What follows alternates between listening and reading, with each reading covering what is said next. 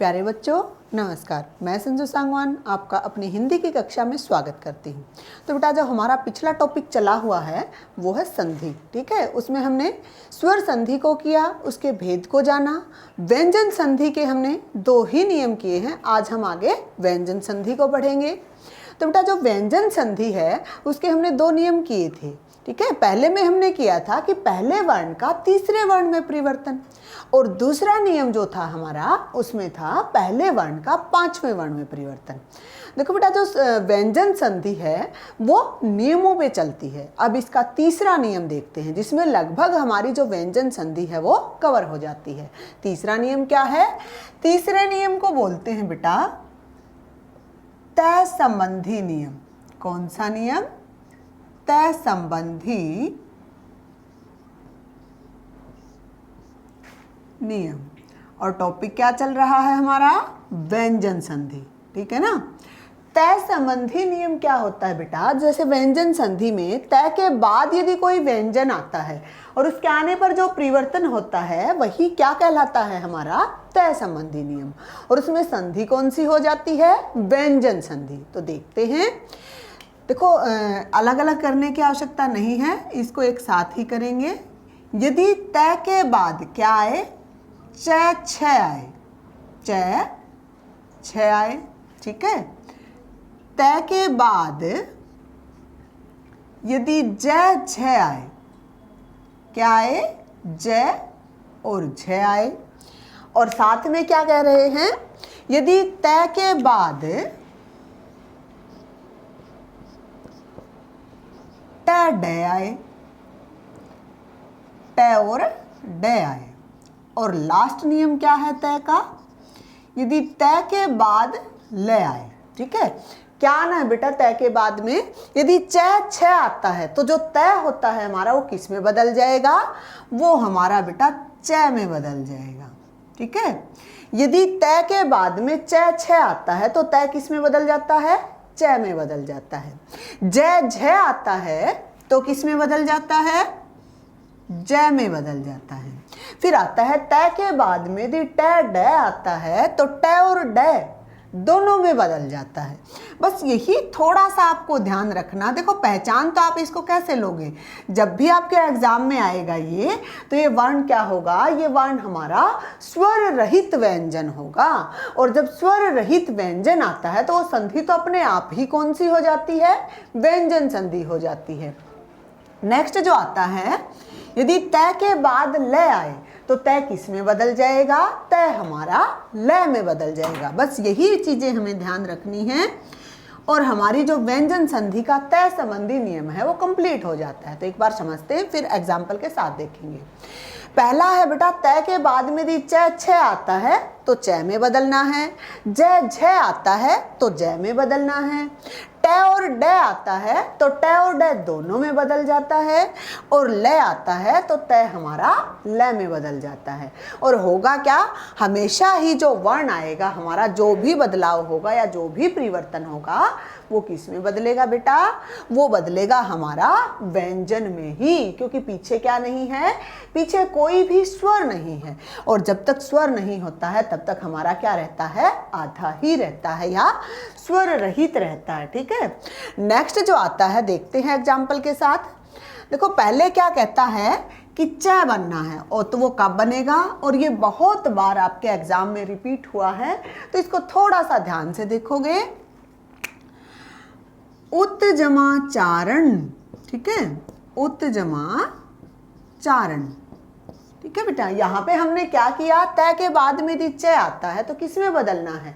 च में ही बदलना है। और बहुत बार आपका पूछा गया है। और बेटा जो हिंदी है वो ऐसा सब्जेक्ट है उसमें क्वेश्चन बार बार रिपीट होते हैं, क्योंकि एग्जाम्पल घूम फिर करके वही इंपॉर्टेंट होते हैं जहां पर आपको एग्जामिनर पजल कर सकता है, इसलिए बार बार रिपीट करता है। ठीक है, नेक्स्ट जो आता है उत जमा चरित। ठीक है, उत जमा चरित्र। देखो क्या है, सिर्फ और सिर्फ क्या देखना है आपको, समझना ये है कि यदि तय के बाद में च या छ में से कुछ भी आता है तो सिर्फ और सिर्फ क्या होना है बेटा, जो हमारा यहाँ पे तय है ये किस में बदल जाएगा, ये हमारा च में बदल जाएगा। तो यहाँ पर क्या हो जाएगा, अब शब्द तो तुम्हें पता होता है कि उच्चरित ही होता है, ठीक है। और यहाँ पर जो हमारा तय था वो किस में बदला है, च में बदला है। और च कैसा है, च स्वर रहित है, इसलिए क्या है, आधा आया है। उसी प्रकार क्या है, उच्चरित्र, ठीक है। इसी प्रकार यदि हम कहें सत जमा चरित्र तो क्या बन जाएगा, सच्चरित्र, ठीक है। ये क्या हुआ बेटा, च से जब बनता है तो वो क्या हो जाता है, हमारा तय के बाद में च बन जाता है। फिर क्या कहता है, एक और पॉइंट हमने डाला था कि यदि छ आता है तो भी क्या बन जाता है हमारा, तो भी हमारा क्या बन जाता है, च बन जाता है। तो फिर क्या बनना है, जैसे जगत जमा छाया, ठीक है, ये क्या आया हमारा, छ आया, तो बना क्या है, च बनना है। और इससे बेटा एक चीज और भी आपको ध्यान रखनी है कि जितने भी आप व्यंजन संधि में करते हो इससे आपको शुद्ध शब्द का सबसे ज्यादा ज्ञान होता है। क्योंकि हम जो शब्द लिखते हैं हम जगत छाया ही लिख देते हैं, परंतु होती क्या है, जगत छाया, ठीक है। तो यहाँ पर क्या आ जाता है, बीच में च आ जाता है। तो ये हमारा क्या हुआ, तय के बाद में यदि च छ आता है तो हमारा च में परिवर्तन है। फिर हमने दूसरा पार्ट क्या किया था तय संबंधी नियम से, कि तय के बाद में क्या आए, यदि ज झ आए तो क्या हो जाएगा, ज में बदल जाएगा। ये भी आपको ध्यान रखना, और ये भी बहुत बार पूछा गया है बेटा। कैसे, सत जमा जन, और पेपर में कैसे पूछा जाता है, आपको एक शब्द दे दिया जाता है सज्जन, ठीक है। और बेटा आपसे ये पूछा जाता है कि निम्न में कौन सी संधि है।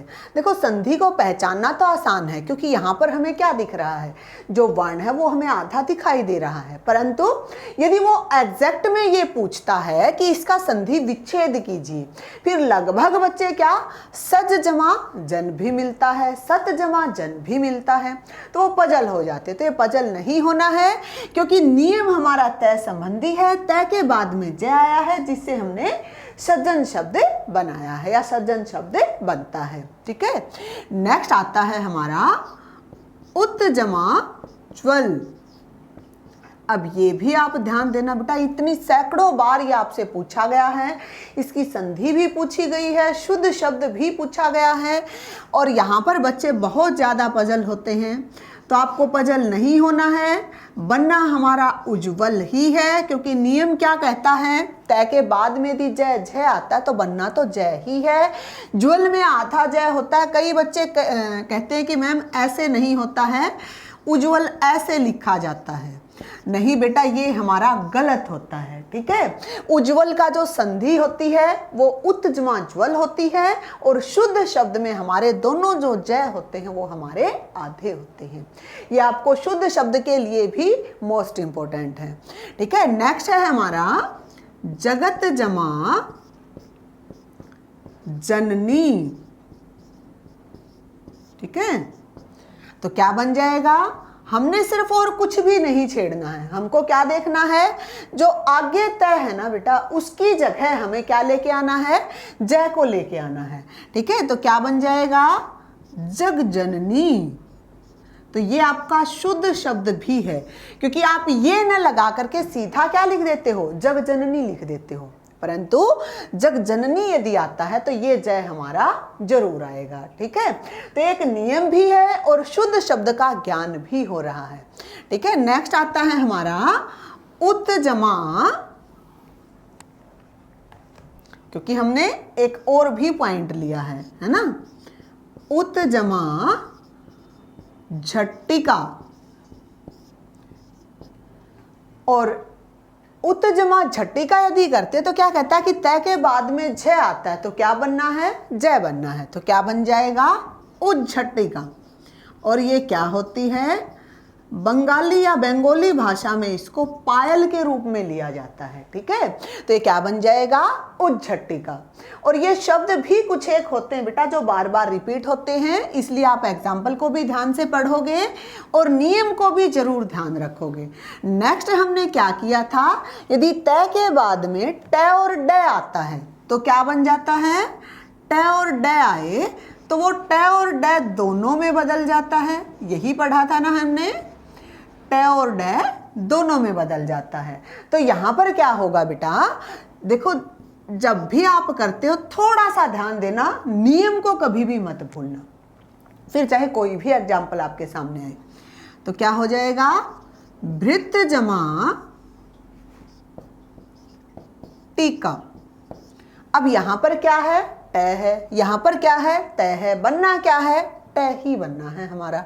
तो क्या आ जाएगा, ये आपके शुद्ध अशुद्ध शब्दों का भी ज्ञान आपको हो रहा है बेटा। तो भृट्टिका, ठीक है, इस प्रकार से आप इसको लिख सकते हो। फिर कहता कि यदि ड आ जाए तो उत जमा डयन, क्या बन जाएगा, बनना क्या है, ड ही बनना है, और वो भी कैसा, स्वर रहित बनना है। तो क्या हो जाएगा, उड्डयन। अब देखो जब भी उड्डयन शब्द आपका कभी भी किसके लिए आता है, शुद्ध शब्द के लिए आता है, तो ये ध्यान रखना कि नीचे हलंत होता है, क्योंकि आगे किससे बना है, आगे व्यंजन से बना है। तो इसलिए क्या आया है यहाँ पर, आधा ही आता है। नेक्स्ट जो नियम हमने किया था तय का, वो क्या था, यदि तय के बाद में क्या आए, ल आए तो किस में बदल जाता है, तय हमारा ल में ही बदल जाता है। तय के बाद ल आए तो किस में, ल ही हो जाता है। और ये बड़ा ही आसान होता है, उत जमा लास, क्या बन जाएगा, उल्लास।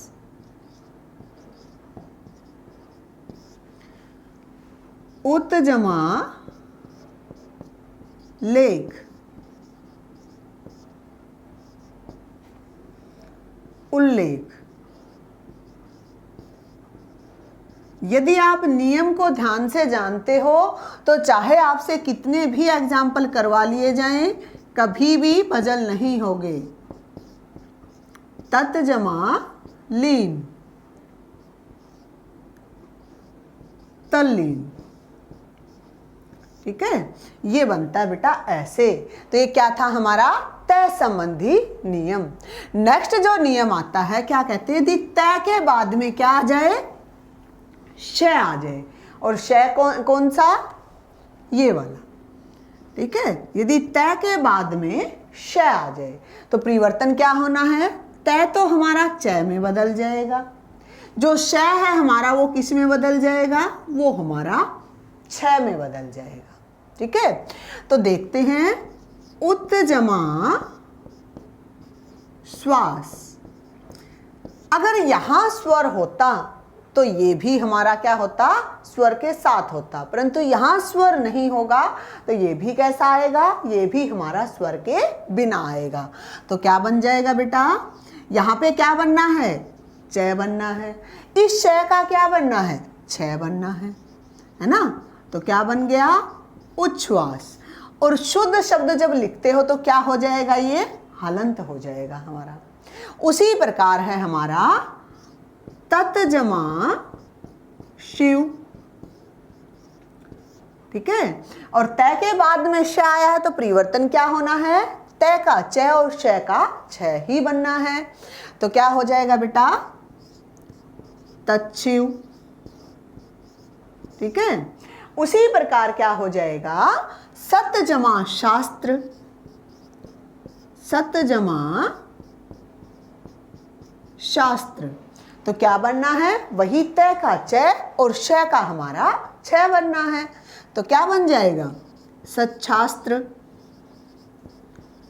ये जो एग्जाम्पल मैं आपको करवा रही हूँ, सिर्फ वही एग्जाम्पल हम ले रहे हैं जो अब तक हमारे एग्जाम में रिपीट हुए हैं। ठीक है, एग्जाम्पल ज़्यादा करने की आवश्यकता नहीं होती है, सिर्फ रिपीट होते हैं। वो एग्जाम्पल करने के साथ साथ आप क्या देखो, नियम को यदि ध्यान से पढ़ लेते हो तो एग्जाम्पल चाहे कहीं से भी आ जाए, आपको दिक्कत नहीं आएगी। नेक्स्ट आता है बेटा, जो देखो अभी तक तो हमने जो किया व्यंजन संधि में हम आसानी से पहचान गए, क्योंकि उसमें सभी में क्या था, व्यंजन आ रहे हैं, आगे भी और लगभग हमारे पीछे भी। परंतु एक नियम ऐसा भी होता है जब क्या होता है बेटा, स्वर आते हैं, ठीक है, और स्वरों के आने के बाद भी क्या रहती है, संधि हमारी व्यंजन रहती है। संधि कौन सी रहती है, व्यंजन रहती है। तो आपको ये ध्यान देना है कि आपको पजल नहीं होना है। नियम क्या है, नियम ये है बेटा, यदि किसी स्वर के बाद, देखो पहले कब आया है, पहले हमेशा व्यंजन के बाद आया है।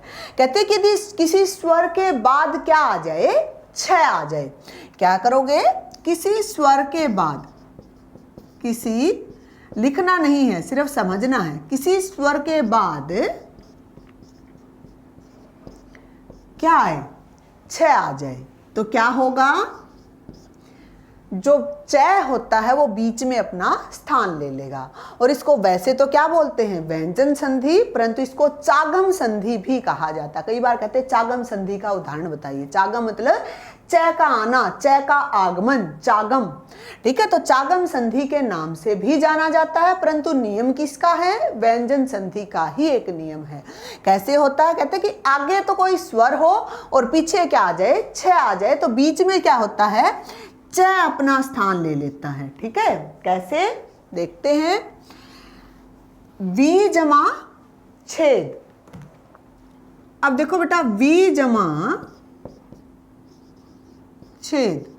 अब कई बार ये होता है कि वी ही जमा छेद, ठीक है, और आप इसको किस में लिख देते हो, विसर्ग संधि में लिख देते हो। इसमें हो विसर्ग संधि भी जाती है, परंतु यदि विसर्ग और व्यंजन दोनों ही संधियां दी गई हैं तो प्राथमिकता आप व्यंजन संधि को दोगे, क्योंकि पहले ये व्यंजन संधि है, विसर्ग संधि बाद में है, ठीक है, क्योंकि ये किसका भाग है, ये चागम संधि का ही एक भाग है।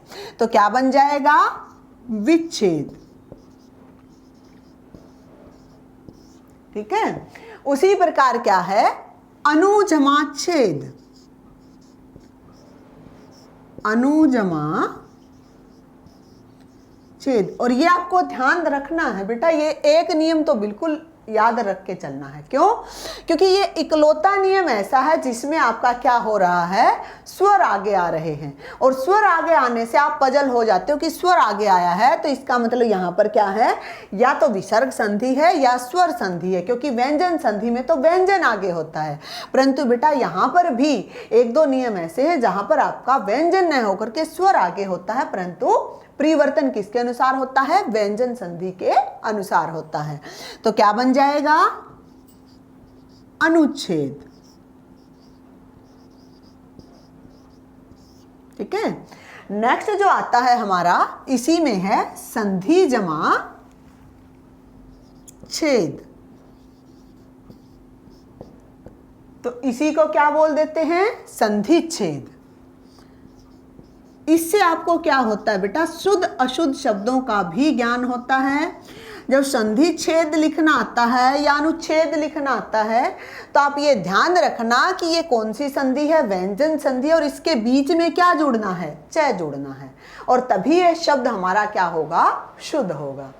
नेक्स्ट एक नियम क्या कहता है इसमें, यदि री, र और श के बाद में क्या आए, यदि री, र और श के बाद में न आता है, कौन सा, न, री, र और श के बाद में क्या आए, न आए, तो क्या हो जाएगा, न जो है हमारा वो किस में परिवर्तित हो जाएगा, अण में परिवर्तित हो जाएगा। यदि आपको ये अण दिखाई देता है कहीं भी, तो बेटा 99% ये हमारा क्या है, व्यंजन संधि है, क्योंकि अणे का जो नियम है हमारा वो किसमें है, सिर्फ और सिर्फ हमारा व्यंजन संधि में है। नेक्स्ट देखते हैं इसमें, री जमा न, और ये पूछा गया है, ठीक है। कई बार क्या पूछते हैं आपसे, ऋण का संधि विच्छेद कीजिए, और लगभग बच्चों को जिसको नियम नहीं पता होता है या ये नहीं पता होता कि व्यंजन संधि में ऐसा कुछ होता है, तो वो क्या करते हैं, री और अणे भी हमारा किस में मिलता है, संधि के एक ऑप्शन में आपको मिलेगा इस प्रकार से, री जमा अण। ऐसे भी आपको मिलता है और लगभग बच्चे इसी को सही करके आते। परंतु बेटा ये किससे बनता है? री जमा न, क्योंकि री र और श के बाद में यदि न आता है तो क्या हो जाता है? अण हो जाता है। ठीक है, चाहे वो पहले बिल्कुल जस्ट बाद में आ जाए, चाहे वो एक बाद में आ जाए, परंतु वो होगा क्या? अण में ही परिवर्तित होगा। जैसे परिजमा नाम क्या हो जाएगा? परिणाम। उसी प्रकार है परिजमा मान, क्या बन जाएगा? परिमाण। ठीक है, और उसी प्रकार है परजमा सारण, क्या बन जाएगा? प्रसारण। ठीक है, तो ये किसका नियम है? ये हमारा व्यंजन संधि का नियम है। ठीक है, नेक्स्ट और लास्ट व्यंजन संधि का जो नियम है बेटा उसको बोलते हैं मैं संबंधी नियम, जहां पर आपका क्या होता है? मैं संबंधी नियम। उसके बाद हमारी व्यंजन संधि जो है वो समाप्त हो जाएगी। संबंधी नियम। अब आपके दिमाग में ये भी आ रहा होगा कि मैडम लगातार नियम ही नियम करवाती जा रही है। बेटा देखो, संधि जो टॉपिक है वो थोड़ा सा बोरिंग है। ठीक है, उसको बोरिंग न मान के इंटरेस्टिंग मानते हुए यदि आप नियमों को अच्छे से समझने का प्रयास करोगे तो इसको समझ भी अच्छे से पाओगे और नियम भी अच्छे से याद हो जाते हैं, और संधि ऐसे आपको याद हो जाती है या समझ जाते हो कि उसको जीवन में कभी भी नहीं भूलते हो। चाहे आप अपने बच्चों को करवाते हो या फिर किसी और को करवाते हो या फिर स्वयं करते हो, तो यदि आपको नियम ध्यान है तो आप अच्छे से इसको समझ पाते हो। तो मैं संबंधी नियम क्या कहता है बेटा? यदि मैं के बाद मतलब आगे क्या होगा? मैं होगा। यदि मैं के बाद कैसे मैं तक कोई भी वर्ण आता है, कैसे मैं तक, हमने जब वर्णमाला की थी मैंने आपको बताया था कैसे मैं तक स्पर्श व्यंजन होते हैं और कितने होते हैं? 25 होते हैं। तो कहता है कि मैं के बाद कैसे मैं तक कोई भी वर्ण आए तो क्या हो जाएगा? मैं उसी वर्ण के 5वें वर्ण में परिवर्तित हो जाएगा। यहाँ पे आपको कई बार पजल कर देता है। ठीक है, क्या कहता है कि भी आगे तो क्या हो? मैं हो, और पीछे क्या हो? कैसे मैं तक, कैसे मैं तक कोई भी नियम आए, कोई भी वर्ण आए तो क्या हो जाएगा? जो मैं है बेटा हमारा वो किसके? जो यहाँ पर पीछे आ रहा है। देखो अभी तक हम जितनी भी संधि पढ़ के आए हैं उसमें क्या था?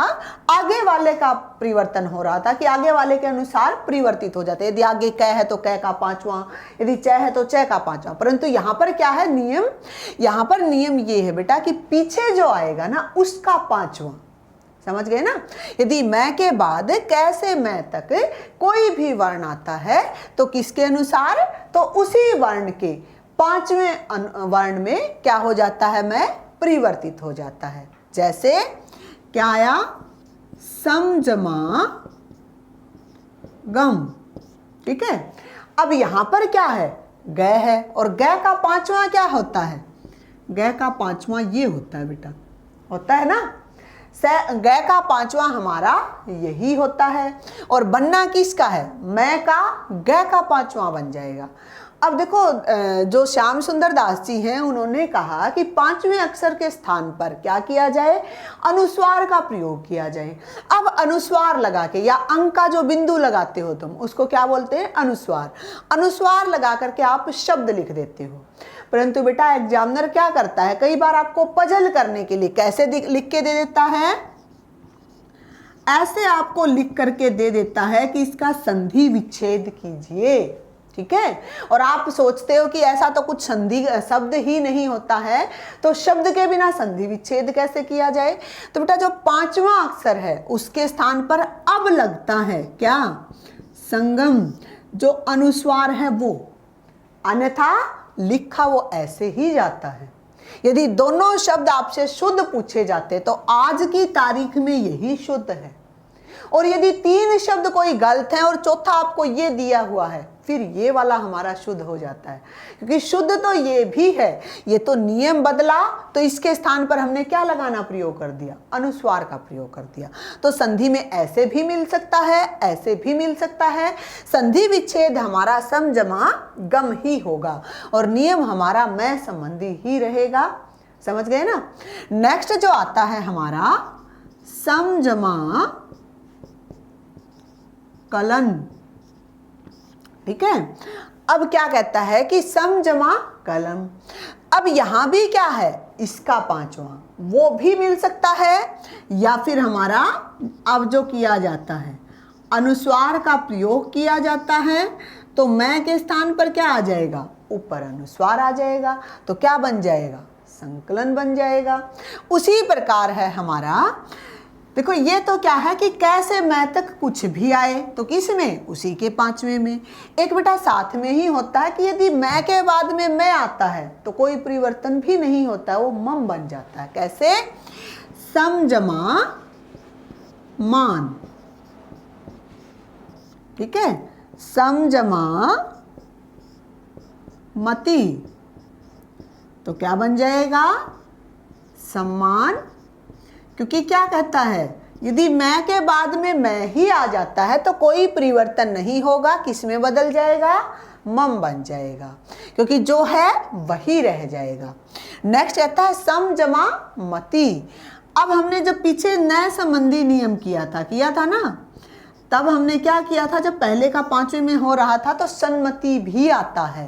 और आपको ये ध्यान देना है, जब एग्जामिनर आपसे पूछता है, एक शब्द होता है सम्मति और एक होता है सन्मति, और दोनों में फर्क क्या है, वो तो क्या तय के बाद में आता है, सत जमा मति जब बनता है सन्मति, और यहाँ पर क्या है, सम जमा मति, सम्मति।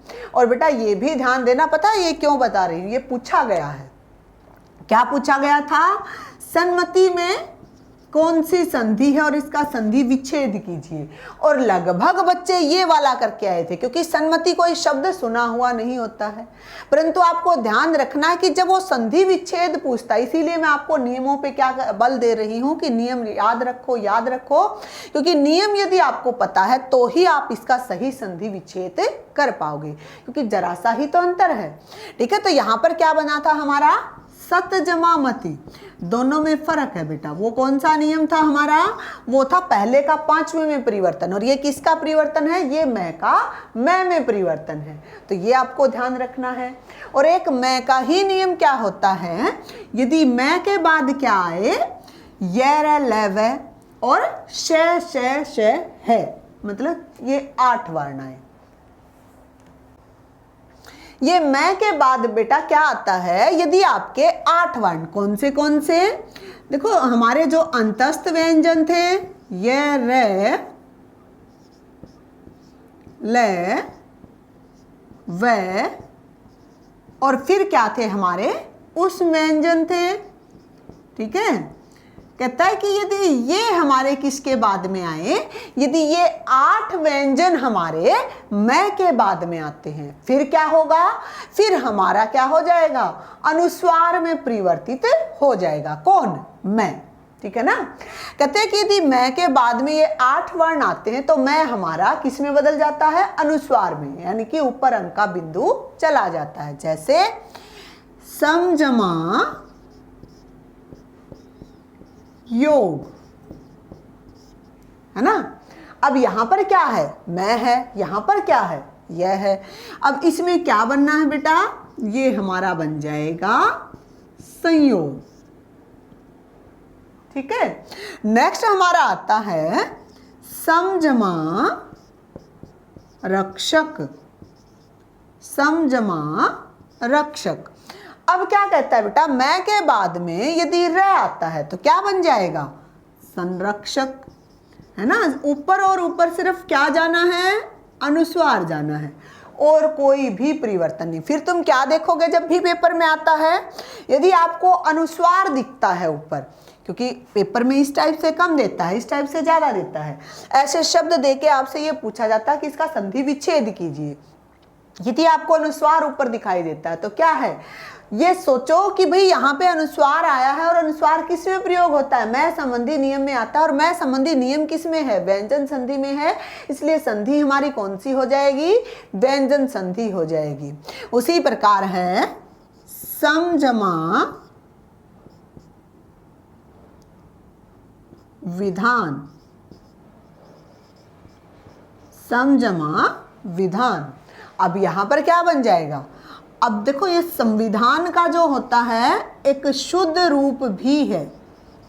कई बार बेटा जब वो आपसे शुद्ध अशुद्ध पूछता है तो आपको क्या नहीं पता होता कि अंक का जो बिंदु है वो कहाँ लगाना है। अंक का बिंदु आप कहीं भी उठा करके नहीं रख सकते हो। अंक का बिंदु आपको कहाँ लगाना होता है, जस्ट खड़ी पाई के ऊपर लगता है। अब यहाँ पे ये स है, स की इस पाई के ऊपर हमारा अंक का बिंदु आया है, इसलिए क्या है हमारा एक शुद्ध शब्द जानने का भी एक तरीका होता है। नेक्स्ट इसी की साथ है सम जमा सार। ठीक है, तो सम जमा सार यदि आता है तो क्या होता है, सम जमा सार, तो क्या बनता है बेटा, संसार, है ना। उसी प्रकार हमारा क्या हो जाता है, सम जमा शय। अब सम जमा शय आता है तो क्या, देखो चाहे इन आठों में से कोई भी वर्ण आ जाए, कोई भी व्यंजन आ जाए, बनना क्या है हमारा, सिर्फ और सिर्फ अनुस्वार ही लगना है ऊपर, तो क्या हो जाएगा, संशय। ठीक है, संशय। तो ये हमारा था बेटा मैं संबंधी नियम। तो यहाँ पर हमारी जो व्यंजन संधि है वो हमारी कंप्लीट होती है। ठीक है, इसमें यदि कुछ समझ में नहीं आता है तो आप हमसे पूछ सकते हो। नेक्स्ट देखते हैं बेटा हमारी विसर्ग संधि।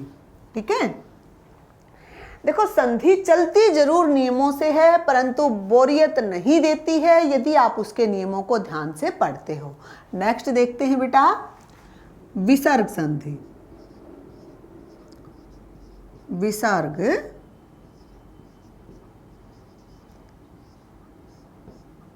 संधि, देखो बेटा बार बार एक ही चीज मैं आपको कह रही हूं, आप संधि को देखने से पहले वर्णमाला को जरूर देखें, क्योंकि वर्णमाला को यदि देखेंगे तभी आप क्या समझ पाओगे, तभी आप संधि के स्वरूप को समझ पाओगे। तो वर्णमाला का ज्ञान आपको जरूर होना चाहिए। सबसे पहले आप वर्णमाला को देखिए, उसके बाद आप संधि का टॉपिक समझिए, अच्छे से आप इसको समझ पाओगे। तो विसर्ग संधि क्या होती है, आपको लिखना नहीं है, सिर्फ और सिर्फ समझना है। यदि विसर्ग के बाद, ठीक है, क्या कहता है कि यदि विसर्ग के बाद स्वर या व्यंजन के आने पर जो परिवर्तन होता है वो क्या कहलाता है, विसर्ग संधि कहलाता है। विसर्ग के बाद स्वर या व्यंजन के आने पर जो परिवर्तन होता है वो क्या कहलाता है, वो हमारा विसर्ग संधि कहलाता है। और इसमें भी क्या होता है हमारा, देखो बेटा जो हमने स्वर संधि की उसमें हमने क्या देखा, आगे और पीछे दोनों जगह स्वर ही देखे। व्यंजन में हमने स्वर और व्यंजन दोनों को देखा, और इसमें हमारा क्या है, आगे हमारा क्या, चाहे स्वर हो चाहे व्यंजन हो, परंतु किसके साथ आएगा, विसर्ग के साथ आएगा। और ये भी किस पे आधारित है, नियमों पे आधारित है। और पहला ही नियम क्या होता है, विसर्ग का ओ हो जाना। विसर्ग का क्या हो जाना, ओ हो जाना। अब और ओ किस में होता है, विसर्ग का ओ हो जाना। हमने गुण संधि को किया था, यदि आपको ध्यान हो तो, है ना, हमने गुण संधि को किया था और गुण संधि में भी क्या होता था, ओ होता था। तो यहाँ पर आपको एग्जामिनर उसके माध्यम से पजल करता है, क्योंकि ओ की मात्रा देखते ही आप क्या लगा लेते हो कि ओ की मात्रा है, और हमने क्या करना है, ओ की मात्रा आते ही हमने गुण संधि को लगाना है। लेकिन मैंने जब आपको गुण संधि करवाई थी तब भी आपको बताया था कि सिर्फ और सिर्फ ओ की मात्रा से गुण संधि नहीं होती है। तो ये थोड़ा सा ध्यान दोगे। क्या होता है कि विसर्ग से पहले क्या आए, ए आए। विसर्ग से पहले क्या हो, ए हो।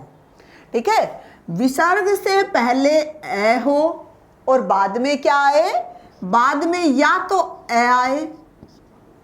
ठीक है, देखो वहां पर क्या था, विसर्ग की तो बात ही नहीं थी गुण में, तो ए या आ दोनों हो सकते थे। पहली पहचान तो आप विसर्ग संधि की ये कर सकते हो कि यहाँ पर क्या होगा, विसर्ग से पहले सिर्फ और सिर्फ हमारा ए ही होगा, और उसके बाद क्या होगा, या तो ए होगा या फिर किसी भी वर्ग का तीसरा चौथा वर्ण, तीसरा चौथा वर्ण, ठीक है, तीसरा चौथा वर्ण होगा।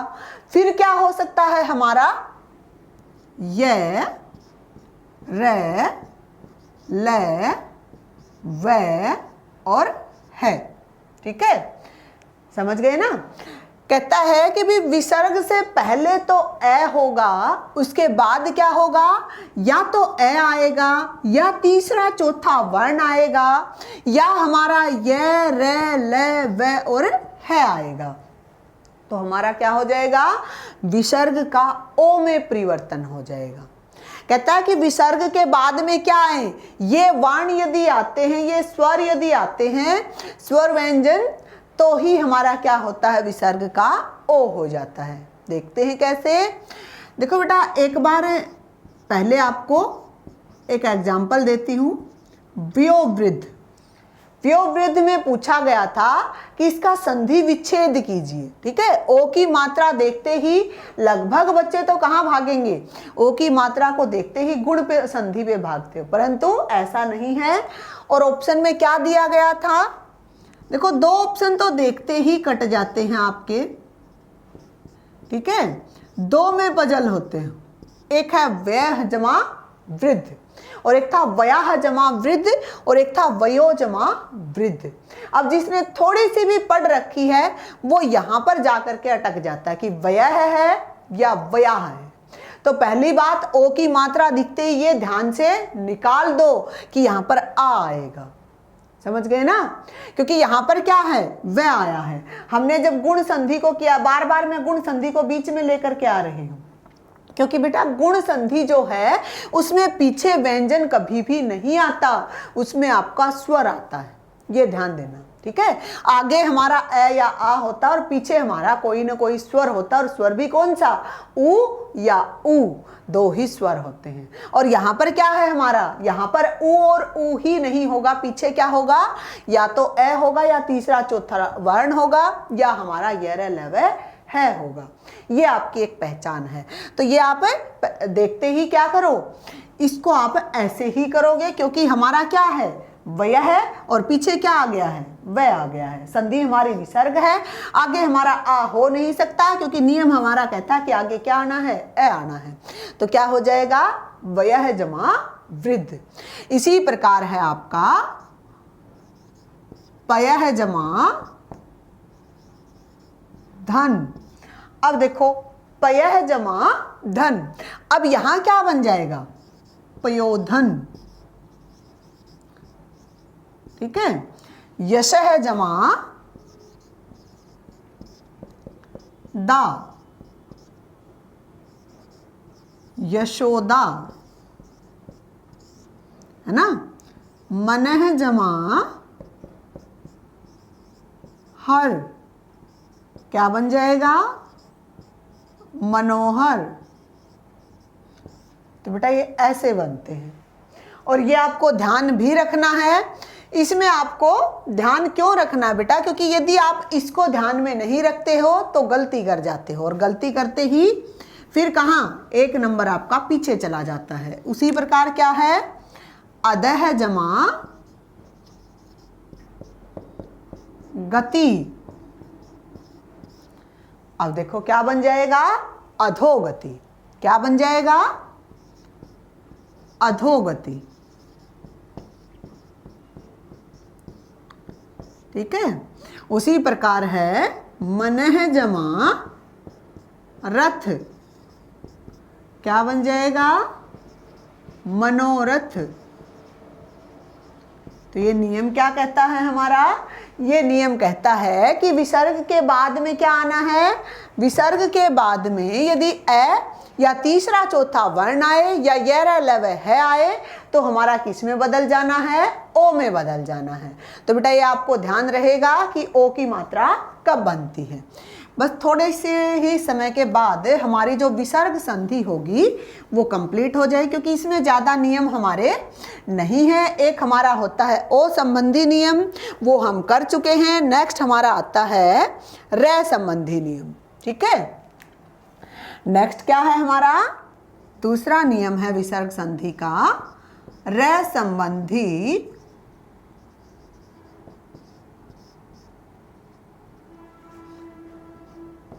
नियम। अब रे संबंधी नियम क्या कहता है बेटा? कहता है कि विसर्ग से पहले क्या हो, ए या आए, विसर्ग से पहले ए या आ के अलावा कोई स्वर आए।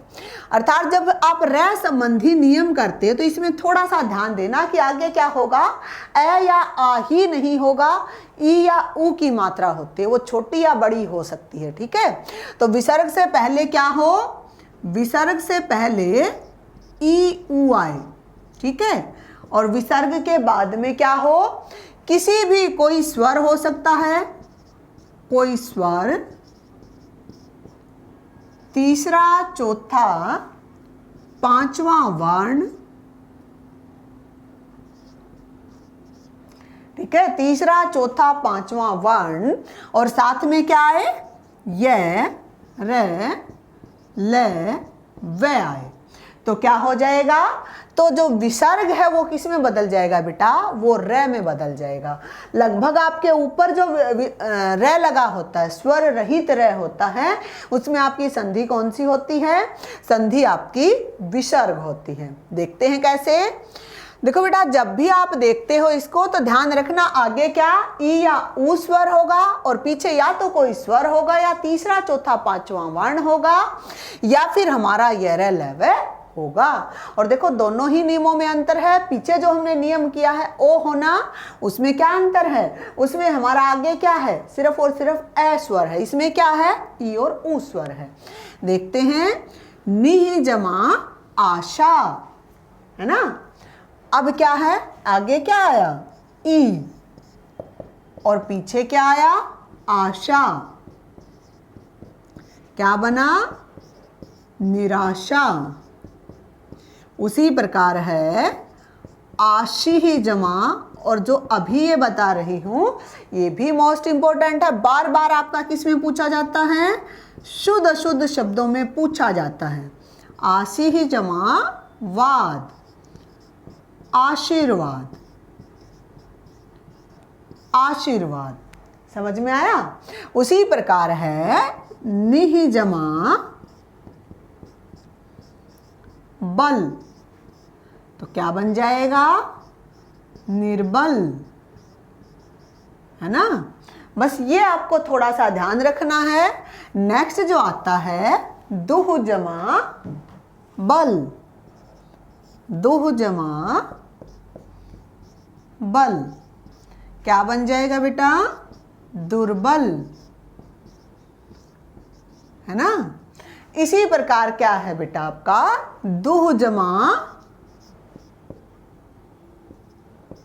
उहु, है ना, दुह जमा उहु। अब यहां क्या बनना है, ये तो है ही, है ना, तो यहां क्या बनना है, रे बनना है, और ऊ की मात्रा यूं की यूं लग जाएगी, तो क्या बन जाएगा, दुरूह।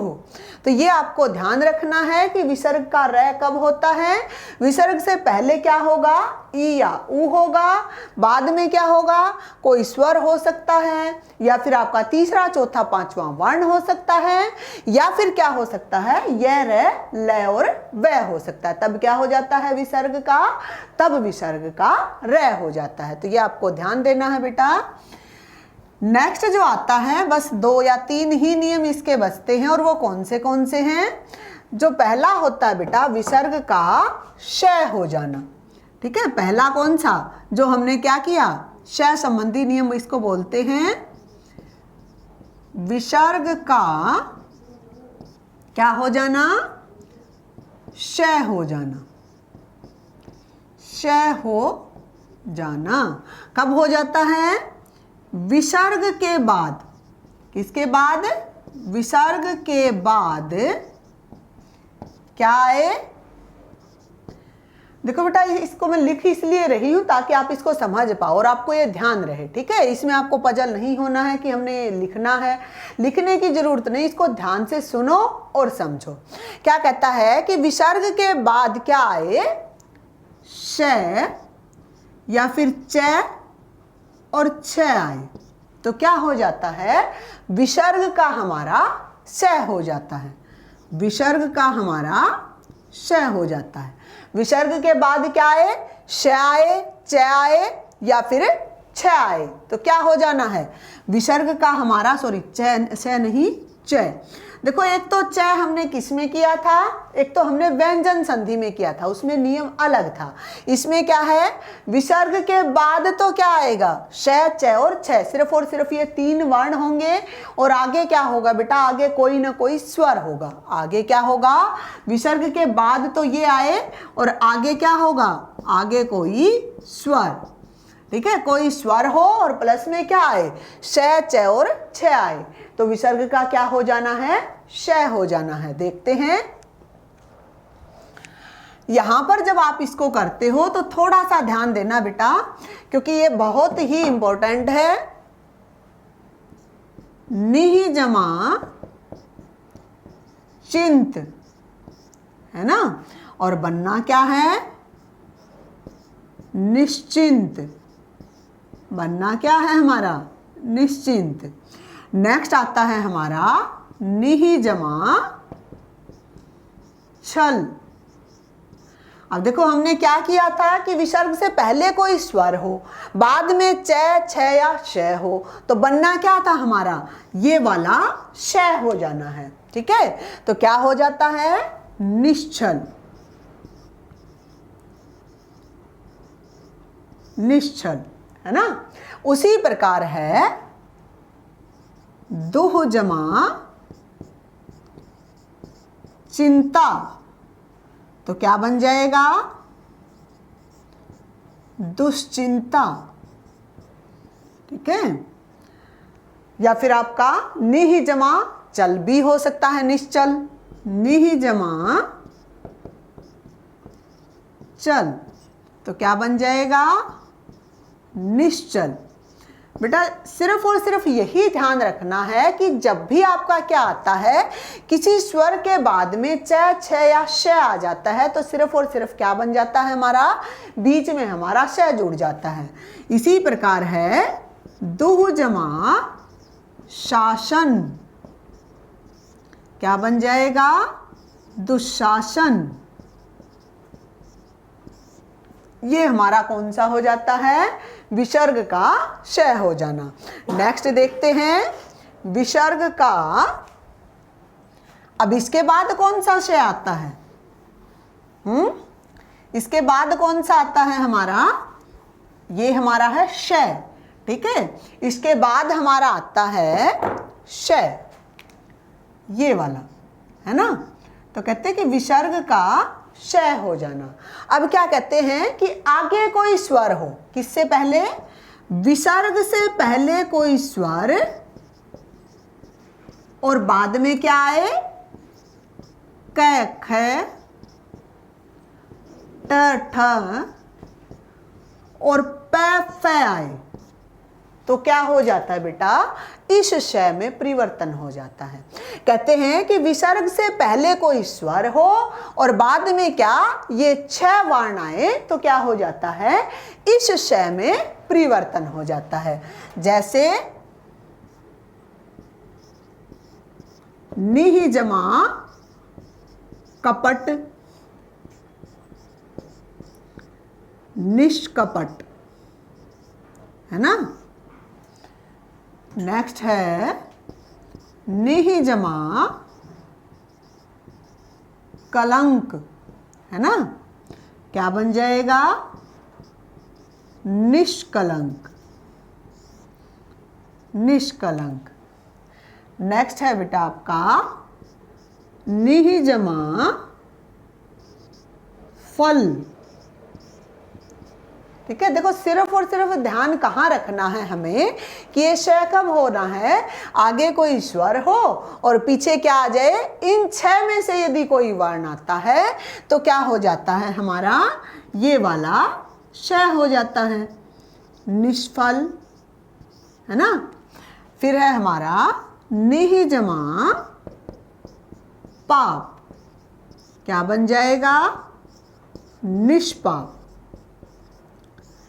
इस प्रकार ये क्या बनता है बेटा, ये हमारा ये वाला श कब बनता है, जब आगे कोई स्वर हो और बाद में क्या ये 6 वर्ण हमारे आते हैं तो हमारा क्या बन जाता है, हमारा ये वाला श बन जाता है। अब हमने क्या किया, 2 श संबंधी नियम किए। अब तीसरा करते हैं। तीसरा कब बनता है देखते हैं। जो तीसरा होता है बेटा उसमें क्या है, यदि किसी स्वर के बाद, देखो आगे क्या है, एक चीज आप नोट करना, जब भी हम बात कर रहे हैं विसर्ग से पहले क्या आ रहा है, कोई ना कोई स्वर आ रहा है ना। पहले जब भी हम कर रहे थे व्यंजन संधि में तो कोई ना कोई व्यंजन आ रहा था, यहाँ पर क्या आ रहा है, कोई ना कोई स्वर आ रहा है। तो कहते हैं कि विसर्ग का श हो जाना, और कौन सा, एक ही श रहता है अब, है ना, विसर्ग का स हो जाना, स हो जाना, ठीक है। ये कब होता है बेटा, जब विसर्ग से पहले कोई स्वर हो, है ना, विसर्ग से पहले कोई स्वर हो और बाद में क्या आए, त या श आए। विसर्ग से पहले क्या हो, कोई स्वर हो, कोई स्वर, और स्वर भी लगभग कौन सा मिलेगा आपको, ई और ऊ को छोड़ के ए स्वर आपको यहां पर मिलेगा। विसर्ग से पहले ए या आ हो और बाद में क्या आ जाए, त या श आ जाए तो क्या बन जाएगा, हमारा श बन जाएगा। कौन सा, ये वाला। देखते हैं, नमः जमा ते, तो क्या बन जाता है, नमस्ते। देखो बेटा ये चीज आपको ध्यान देनी है कि जब भी आपका नमस्ते आता है तो श तो हमारा यही लगता है, परंतु 2-3 चीजों में और भी लगता है जब हमारा ये श लगता है। और वहां पर आपसे जो क्वेश्चन पूछा जाता है वो ये पूछा जाता है कि निम्न में से विसर्ग संधि का अपवाद है, और अपवाद कौन सा होता है पहले भी बता चुकी हूं, जिसमें आपका नियम लागू नहीं होता वे हमारा क्या होता है, वे हमारा संधि का अपवाद होता है। सिर्फ और सिर्फ आपको इतना ही ध्यान रखना कि संधि का अपवाद यदि आपसे पूछा जाता है वहां पर आपका नियम के अनुसार नहीं चलता है, समझ गए ना। तो यहां पर क्या आ जाता है, नमस्ते। और यदि इसकी जगह आपसे पूछा जाए नमः जमा कार या पुरः जमा कार, अब देखो श तो इसमें भी वही लगता है हमारा, है ना, लगता है ना, क्योंकि हमारा बनता तो क्या है, पुरस्कार या फिर नमस्कार। तो ये क्या होता है बेटा, लगता तो हमारा यही है, परंतु ये क्या है, ये हमारी विसर्ग संधि के अपवाद है। क्योंकि नियम क्या कहता है कि आगे क्या हो, आगे कोई स्वर हो और पीछे क्या हो, या तो तय हो या स हो, तब हमारा क्या बनना है, हमारा श लग जाना है। परंतु यहाँ पर क्या है, यहाँ पर क्या आया है, इसलिए हमारा क्या नहीं लगता है, नियम फॉलो नहीं हो रहा, इसलिए दोनों ही क्या है शब्द, इस तरह के बहुत सारे शब्द होते हैं, ये क्या है, संधि के अपवाद हैं। उसी प्रकार है दुह जमा साहस, तो क्या बन जाता है, दुस्साहस, ठीक है। तो ये हमारे सह संबंधी नियम थे बेटा, और विसर्ग संधि क्या होती है उसको हमने जाना। अब कई ऐसे होते हैं जिसमें कोई विशेष नियम नहीं होता, परंतु शब्द वो वैसे ही लिखे जाते हैं, जैसे है आपका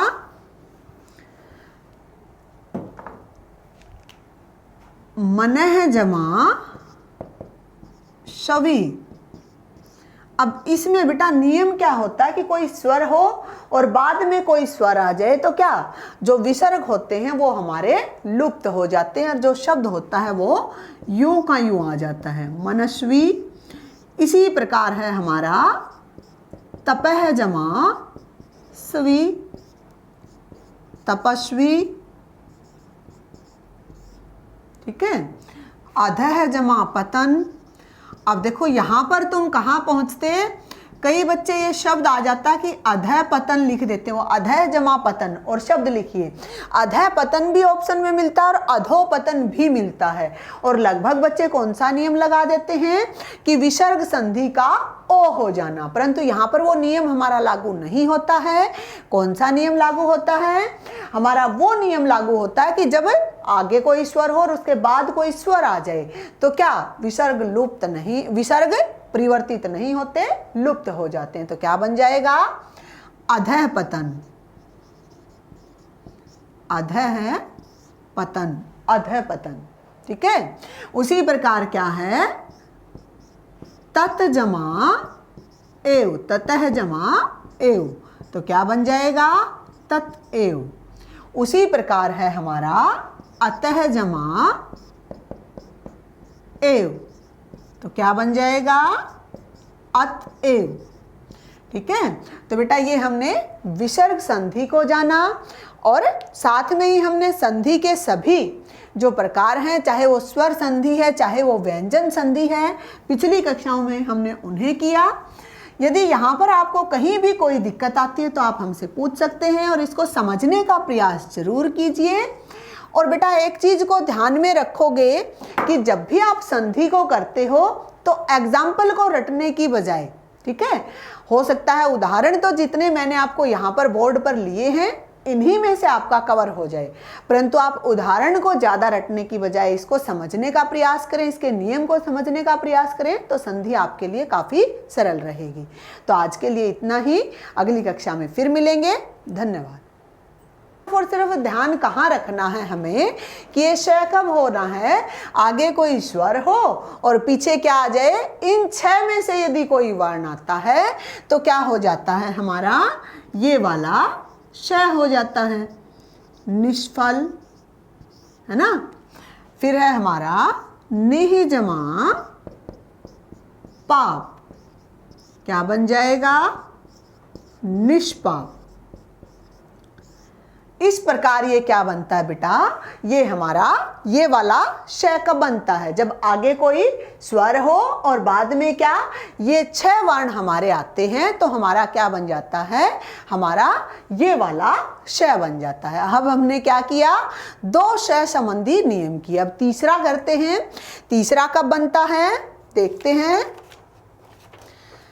जो तीसरा होता है बेटा उसमें क्या है, यदि किसी स्वर के बाद, देखो आगे क्या है, एक चीज आप नोट करना, जब भी हम बात कर रहे हैं विसर्ग से पहले क्या आ रहा है, कोई ना कोई स्वर आ रहा है ना।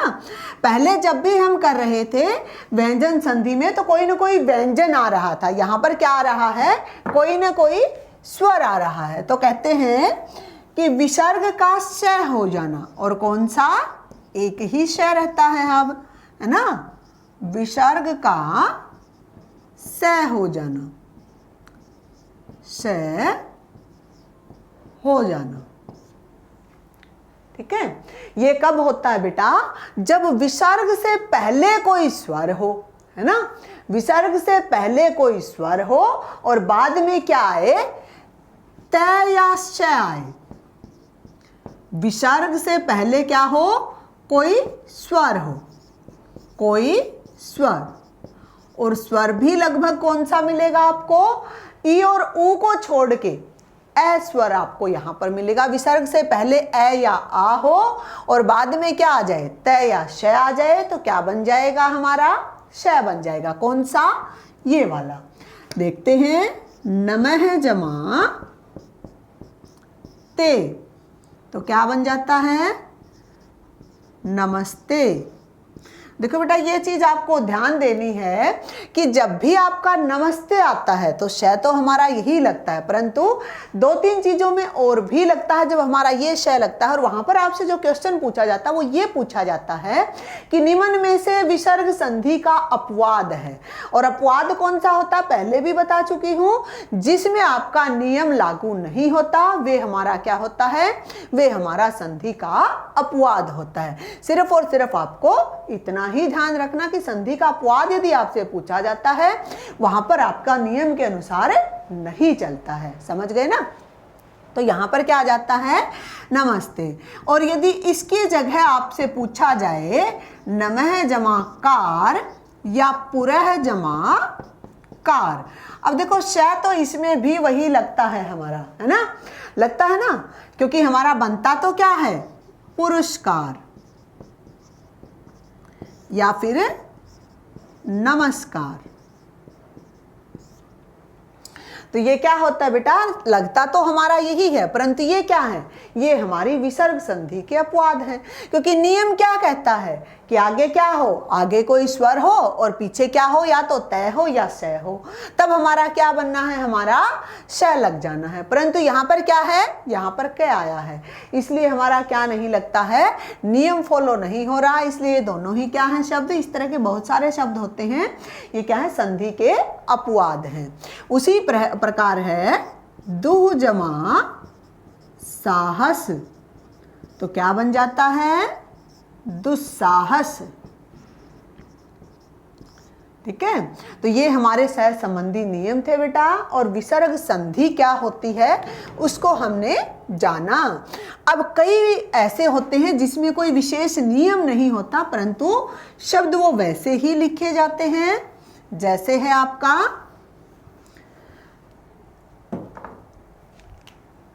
मनः जमा शवि।